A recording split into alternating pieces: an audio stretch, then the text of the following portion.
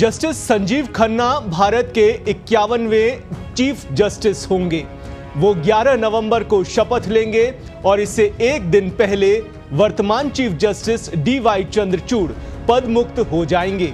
Justice Chandrachud ने 8 नवंबर 2022 को chief justice के रूप में पदभार ग्रहण किया था। जस्टिस खन्ना का चीफ जस्टिस के रूप में कार्यकाल सिर्फ और सिर्फ 6 महीने से कुछ अधिक का होगा और वो 13 मई 2025 को पद मुक्त हो जाएंगे।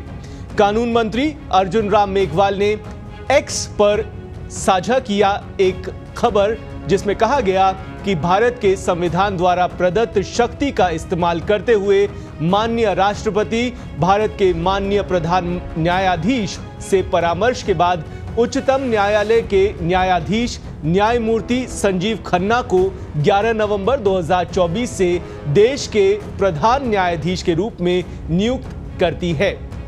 आइए अब जानते हैं कि जस्टिस संजीव खन्ना का वो स्ट्रॉन्ग प्रोफाइल आखिर है क्या जिसकी वजह से वो अब देश के नए CJI की महत्वपूर्ण और गौरवमयी पोस्ट तक पहुंच गए हैं।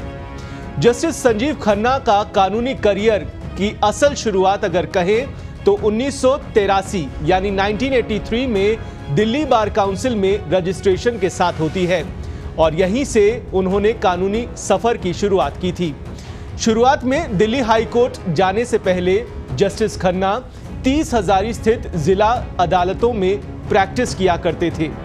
जस्टिस संजीव खन्ना ने संवैधानिक कानून, मध्यस्थता, कमर्शियल लॉ, कंपनी लॉ और आपराधिक कानूनों के अलावा अलग अलग क्षेत्रों में प्रैक्टिस की है। उन्होंने आयकर विभाग के वरिष्ठ स्थायी वकील के तौर पर भी काम किया है।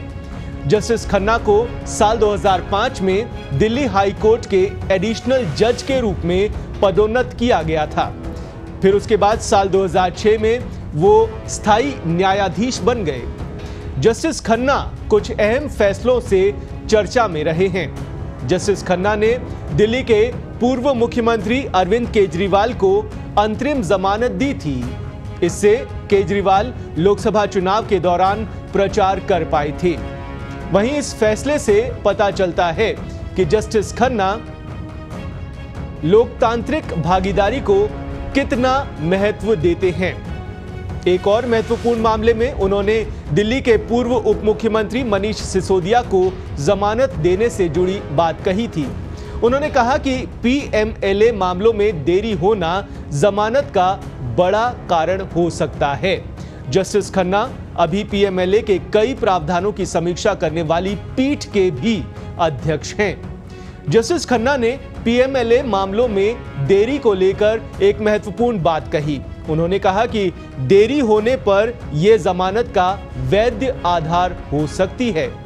वहीं जस्टिस खन्ना ने उस बेंच का भी नेतृत्व किया जिसने इलेक्ट्रॉनिक वोटिंग मशीनों यानी EVM में डाले गए वोटों के 100% VVPAT सत्यापन के अनुरोध को अस्वीकार किया था। अप्रैल 2024 के फैसले ने चुनावों की सटीकता और अखंडता को सुनिश्चित करने के लिए भारत निर्वाचन आयोग की ओर से उठाए गए प्रयासों और उपायों को स्वीकार किया। जस्टिस खन्ना 5 न्यायाधीशों वाली उस पीठ में भी शामिल थे जिसने इस साल की शुरुआत में चुनावी बॉन्ड योजना को असंवैधानिक घोषित कर दिया था। जस्टिस खन्ना 5 न्यायाधीशों वाली उस पीठ में भी शामिल थे जिसने आर्टिकल 370 को निरस्त करने का फैसला बरकरार रखा था। तो अब यही जस्टिस संजीव खन्ना अब हमारे देश के नए मुख्य न्यायाधीश यानी CJI होंगे।